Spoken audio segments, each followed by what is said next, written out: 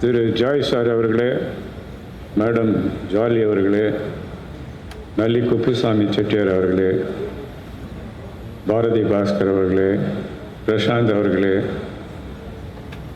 கல்யாணமாலை அவர்களே, தமிழ் திரைப்பட தயாரிப்பாளர் சங்கத்தின் செயலாளரும் ப்ரொடியூசர், ஆக்டர், டைரக்டருமான 5 ஸ்டார் கதிரேசன் அவர்களே, தயாரிப்பாளர் சம்பத் அவர்களே, டைரக்டர் சரண் அவர்களே, அவரும் படம் எடுத்திருக்காரு, நடிகர் தயாரிப்பாளர் RK சுரேஷ் அவர்களே, தேவயானி அவர்களே மற்றும் இங்கே குழுமியிருக்கும் அனைத்து டிக்னிட்டரிஸுக்கும் 50 வீடுகளை வாங்கப் போகும் அதிர்ஷ்டசாலிகளுக்கும் எனது பணிவான வணக்கங்கள்.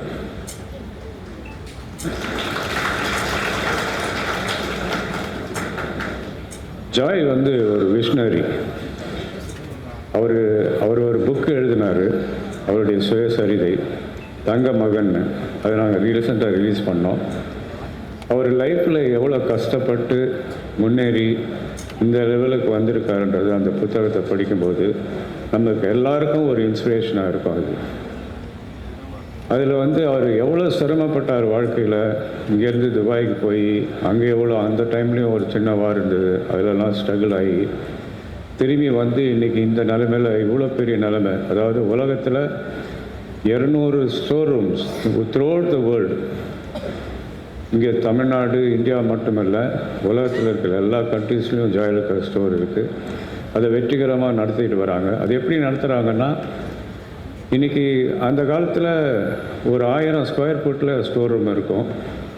அப்போ தான் போய் நம்ம தங்க நகை வாங்க முடியும். அதை ஒரு கம்ஃபர்டபுளாக ஒரு 10,000, 20,000, 30,000 ஸ்கொயர் ஃபீட்டில் பில்டிங் பண்ணி அதில் எல்லா வித வெரைட்டிஸும் நகை கொண்டாந்து மக்களுக்கு மலிவான விலையில் கிடைக்கணுங்கிற மாதிரி ஏற்பாடு பண்ணி எல்லா வெரைட்டிஸும் வேர்ல்டில் இருக்கிற அவ்வளோ ஜுவல்லரியுடைய செலெக்ஷனை கொண்டாந்து ஒவ்வொரு ஷோரூம்லேயும் அவங்க ஒர்க் பண்ணுற ஒர்க்கர்ஸ் எல்லாரையுமே ட்ரெயின் பண்ணி எப்படி கஸ்டமர்ஸை ட்ரீட் பண்ணணும். அதே மாதிரி அவர் ஒர்க்கர்ஸ் எல்லாரையும் ஒர்க்கர்ஸ்ன்னு சொல்கிறதில்ல, என்னுடைய பார்ட்னர்ஸ் தான் சொல்லுவார். அவங்களுக்கு தங்க இடம், சாப்பாடு எல்லாம் ஏற்பாடு பண்ணி போனஸ் கொடுத்து அவங்களுக்கு ரொம்ப அழகாக பாதுகாத்துட்டு வராரு. இது சின்ன வயசுலேருந்தே அவர் கற்றுக்கிட்ட ஒரு விஷயம். அவங்க அப்பா சொத்தை பிரிக்கும்போது, உயிர் எழுதும்போது ஒரு பகுதியை அனாதை இல்லங்களுக்கும் சோஷியல் சர்வீஸுக்கும் எழுதி வச்சார். அதே பாணியில் இன்றைக்கி எவ்வளோ பெரிய லெவலுக்கு போனாலும் மக்களுக்கு உபயோகரமாக இருக்க வேண்டிய சில விஷயங்களை செய்துட்டு வராரு. 2015-16 சென்னையில் புயல் அடித்து பின்னி பிணறி நிறுத்திருந்த டைமில் இப்போது வெள்ள நிவாரண நிதிக்காக அன்றைக்கு இருந்த மாண்புமிகு செல்வி ஜெயலலிதா அவர்களிடம் 2 கோடி ரூபாய் கொடுத்து வெள்ள நிவாரண நிதி ஏற்பாடு செய்தார்கள். இதை யாரும் மறக்க முடியாது. அது மாதிரி தொடர்ந்து பல விஷயங்களை பண்ணிட்டு வராரு. இன்றைக்கி 200 ஷோரூம் மட்டும் இல்லை, 119 ட்ரைபல்ஸ்க்கு ஒரு வில்லேஜே கட்டுறாரு. 119 வில்லேஜஸ், கிராமங்கள். இன்றைக்கி இங்கே ஒரு 50 பேருக்கு வீடுகள் கொடுக்குறாரு. வீடு சொந்த வீடு இல்லைன்னு இயக்கத்தில் இருக்கிறவங்க நம்மளை போல் எத்தனையோ பேர் இருக்காங்க. அந்த நேரத்தில் இந்த மாதிரி அதான் அவர்கிட்ட வசதி இல்லாதவங்க எனக்கு ஏதாவது ஹெல்ப் பண்ணுன்னு கேட்டால் அதை உடனடியாக செய்து கொடுக்கக்கூடிய ஒரு மனிதர். இன்றைக்கி 50 வீடுகளுக்கு சாய்வாக போகிற பாக்கியசாலிகளுக்கு என்னுடைய வாழ்த்துக்கள்.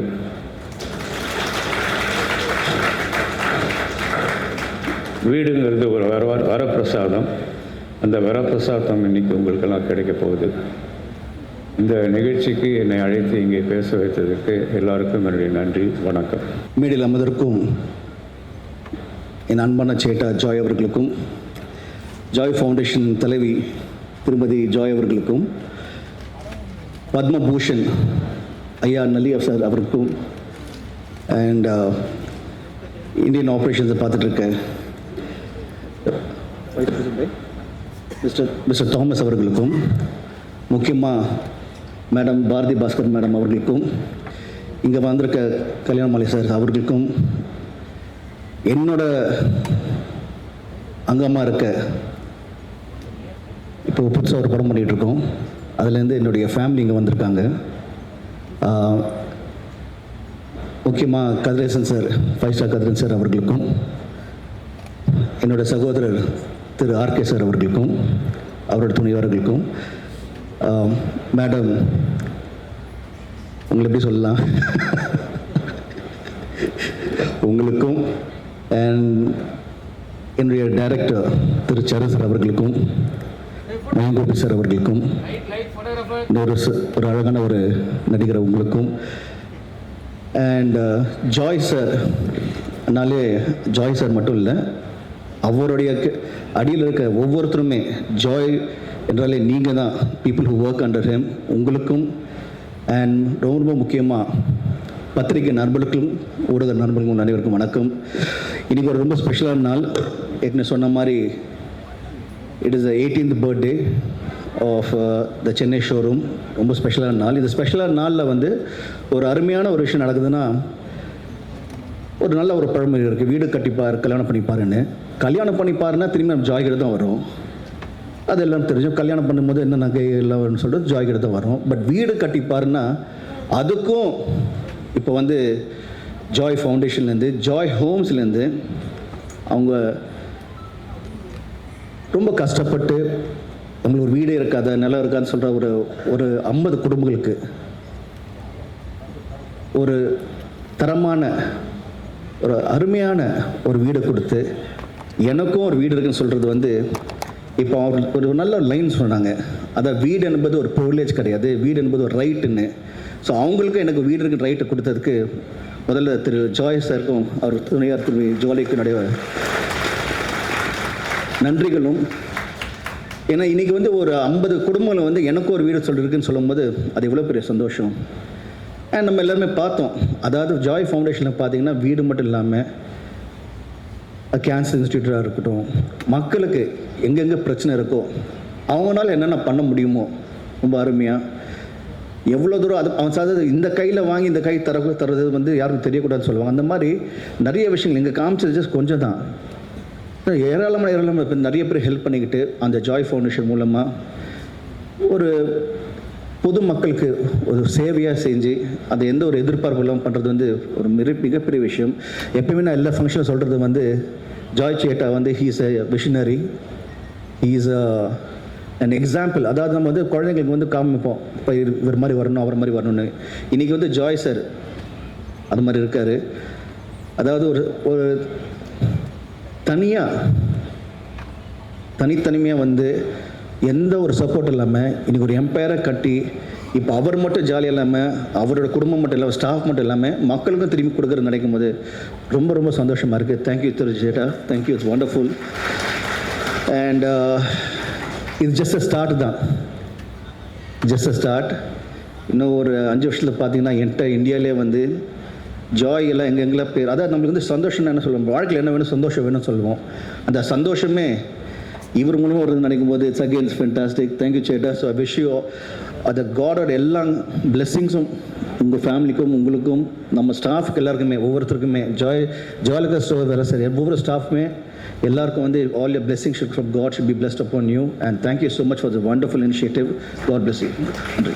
மரியாதைக்கும் வணக்கத்துக்கும் உரிய இந்த நிறுவனத்தினுடைய தலைவர் பெருமை மிகு திரு ஜாய் அவர்களே, அவருடைய துணைவியார் அவர்களே, வணக்கத்துக்குரிய ஐயா நல்லி செட்டியார் அவர்களே, மரியாதைக்குரிய தியாகராஜன் சார் அவர்களே, தம்பி பிரசாந்த் அவர்களே, ஜாய் அலுகாஸ் நிறுவனத்தை சார்ந்த தலைமை பொறுப்பிலும் ஏனைய பணிகளிலும் இருக்கிற அன்பான நண்பர்களே, அரங்கத்திலே அமர்ந்திருக்கின்ற கல்யாண மாலை ஐயா திரு மோகன் அவர்களே, எங்களினுடைய எல்லா கல்யாண மாலை நிகழ்ச்சியினுடைய இயக்குநராக இருந்து எங்களை எப்போதும் ஆட்டுவித்து கொண்டிருக்கின்ற திருமதி மீரா நாகராஜன் அவர்களே, அரங்கத்திலே இருக்கின்ற திரைத்துறையை சார்ந்த அனைத்து பிரபலங்களே, ஆர்கே சார் அவர்களே, கதிரவன் சார் அவர்களே, தேவயானி மேடம் அவர்களே, சரண் சார் அவர்களே, லயன் கோபி அவர்களே, அன்பான தம்பி அவர்களே, அவர் பேர் எனக்கு தெரியல, அன்பான தம்பி அவர்களே, ஊடகத்துறை சார்ந்த பெருமக்களே, இந்த அரங்கத்திலே இருக்கின்ற அன்பு சொந்தங்களே, எல்லாருக்கும் என்னுடைய மிக பணிவான வணக்கங்கள். உங்களுக்கெல்லாம் கொஞ்சம் பயமாக இருக்குதுன்னு எனக்கு புரியுது. ஏன்னா எங்கள் நடுவரும் இல்லை பெல் அடிக்கிறதுக்கு. இவங்க எவ்வளோ நேரம் பேசுவாங்களோன்னு எல்லாருக்குமே கொஞ்சம் டென்ஷனாக இருக்குது. நான் ரொம்ப குறிப்பாக ஒரு 2 விஷயங்களை தான் இங்கே சொல்லணும்னு நான் நினைக்கிறேன். இது வள்ளுவர் கோட்டம் அரங்கத்தில் நாம் இருக்கோம். அதனால் ஒரு திருக்குறளில் ஆரம்பித்து ஒரு திருக்குறளில் முடிக்க போகிறேன், அவ்வளோதான் சொல்ல போகிறேன். எனக்கு நினைவுக்கு வருகிற முதல் திருக்குறள் நீங்கள் கேட்டிருப்பீங்க அநேகமாக. பெருக்கத்து வேண்டும் பணிவு, சிறிய சுருக்கத்து வேண்டும் உயர்வு அப்படின்னு ஒரு திருக்குறள் இருக்கு.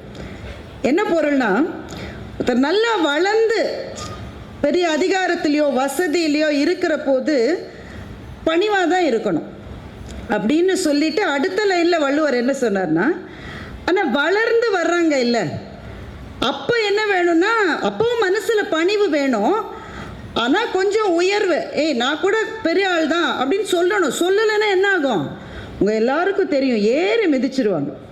எனக்கு ரொம்ப பிடிச்ச குறள் அது. சார் அவர்கள் எழுதிய தங்க மகன் அந்த புத்தகத்தை பற்றி தியாகராஜன் சாரும் மென்ஷன் பண்ணாங்க. அது படிக்காதவங்க கொஞ்சம் தயவு செஞ்சு படிங்க. அது வாழ்க்கையை பற்றி சில பார்வைகளை அது கொடுக்கும். அந்த புத்தகத்தை படிக்கிற போது தான் சாரை பற்றி அந்த வாழ்க்கையை பற்றி எனக்கு ஒரு அறிமுகம் கிடைச்சிது. நான் இப்போ சொன்ன 2மே அதில் இருந்தது. பணிவு என்பதை நீங்களே இங்கே பார்த்தீங்க. ஒரு நிகழ்ச்சி, அது அவருடைய நிகழ்ச்சி, 50 பேருக்கு வீடு வழங்கப்பட இருக்கிறது.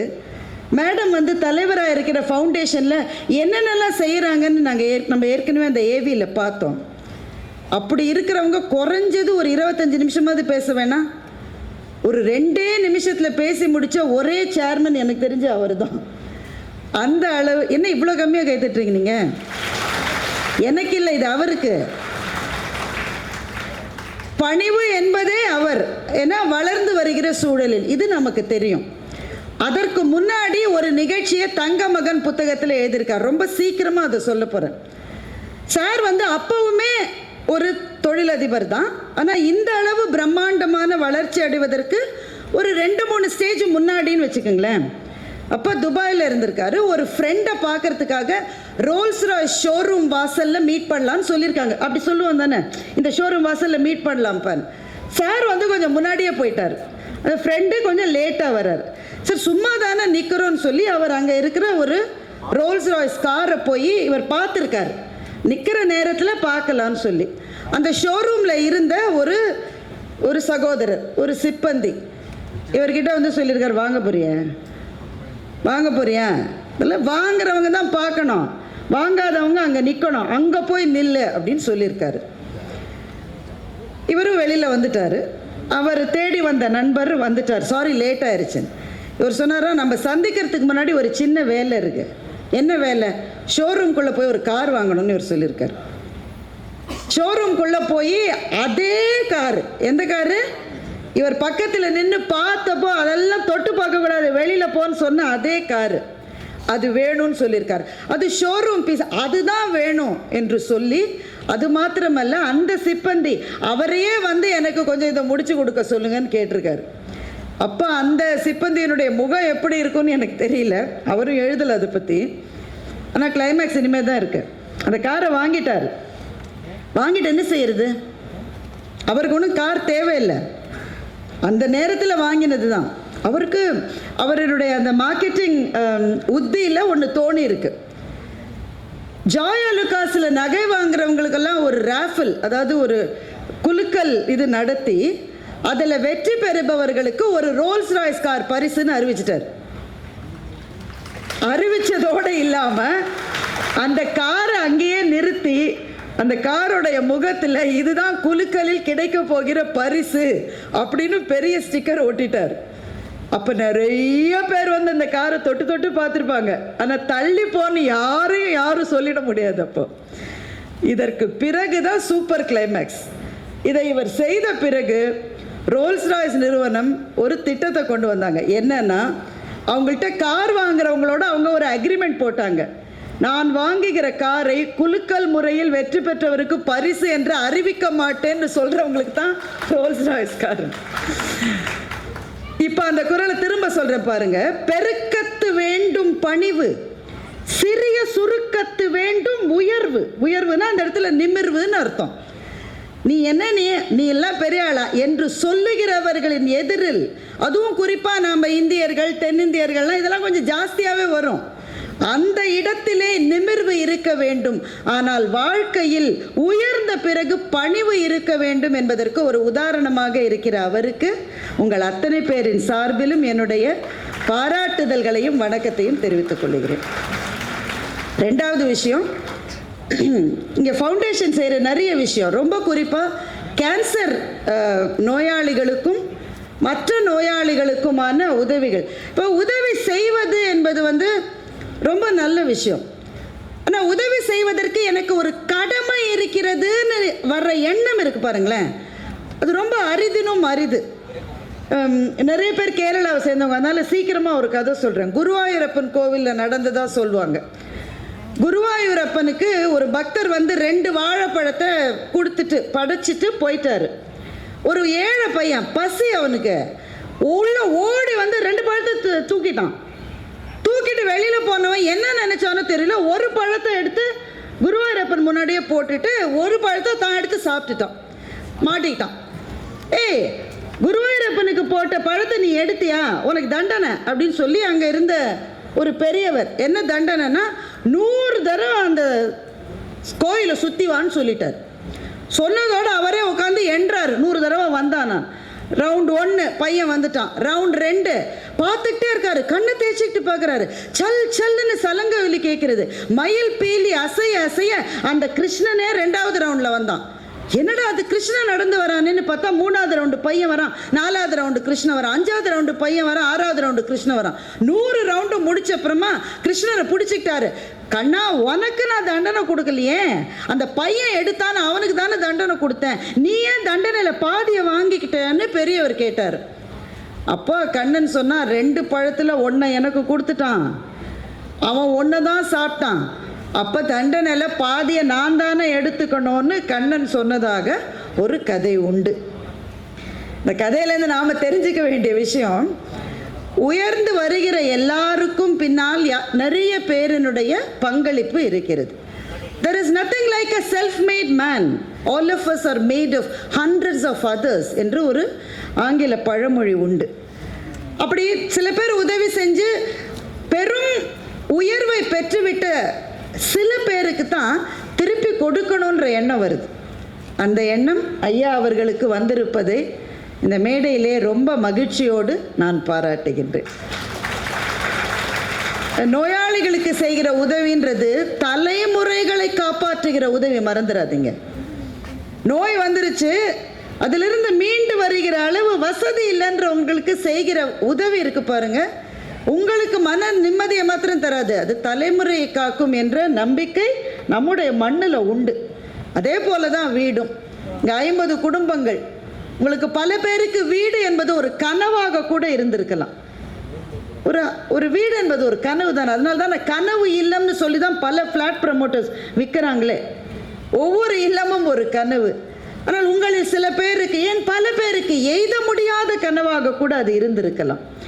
சாவியை வாங்கிட்டு அந்த வீட்டுக்குள்ளே போய் உங்களுக்கு யார் வெளியில் போன்னு சொல்ல முடியாது, அடுத்த மாதத்துலேருந்து வாடகை ஜாஸ்தின்னு சொல்ல முடியாது, நாங்களே வீட்டை விற்கிறதா இருக்கோம், நீங்கள் வேற இடம் பார்த்துக்குங்கன்னு சொல்ல முடியாது. இந்த அச்சத்திலேயே வாழ்ந்து கொண்டிருக்கிற உங்களுக்கு இது எனக்கே ஆன இடம் என்ற அபாரமான ஒரு நிம்மதியை சார் அவர்களும் ஜாய் அலுகாஸ் நிறுவனமும் கொடுத்திருக்கிறது. நீங்கள் பெறப்போகிற வீடுகளில் எல்லா நலன்களோடும் மன நிம்மதியோடும் ஆரோக்கியத்தோடும் நீங்கள் அனைவரும் வாழ்வதற்கான என்னுடைய பிரார்த்தனையை தெரிவித்துக் கொள்கிறேன். நான் 2 திருக்குறள் சொல்கிறேன்னு சொன்னேன், கவனமாக இருந்தால் நினைவில் இருக்கும். 2வது திருக்குறள், அதோடு நான் நிறைவு செய்கிறேன்.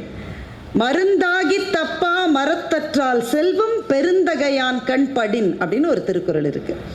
மருந்து மரம்னு ஒன்று இருக்கும், வேப்ப மரம் மாதிரி வச்சுக்கோங்களேன். அதனுடைய எல்லா பார்ட்டுமே மற்றவங்களுக்கு உதவியாக இருக்கும். அது பூவாக இருக்கலாம், அது பழமாக இருக்கலாம், பட்டையாக இருக்கலாம்.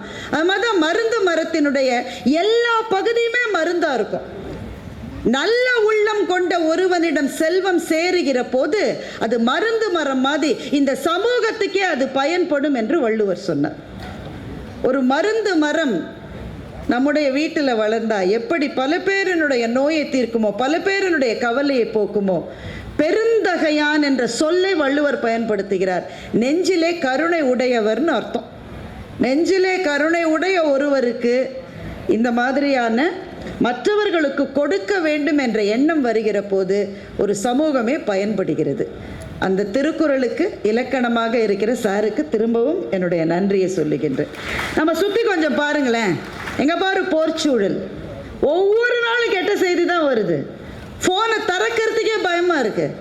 பள்ளிக்கூடத்தின் மீது குண்டுகள் வீசப்படுகின்றன. இதுக்கும் எனக்கும் சம்பந்தமே இல்லைடா அப்படின்னு சொல்கிற நாட்டிலலாம் போய் விழுதுது.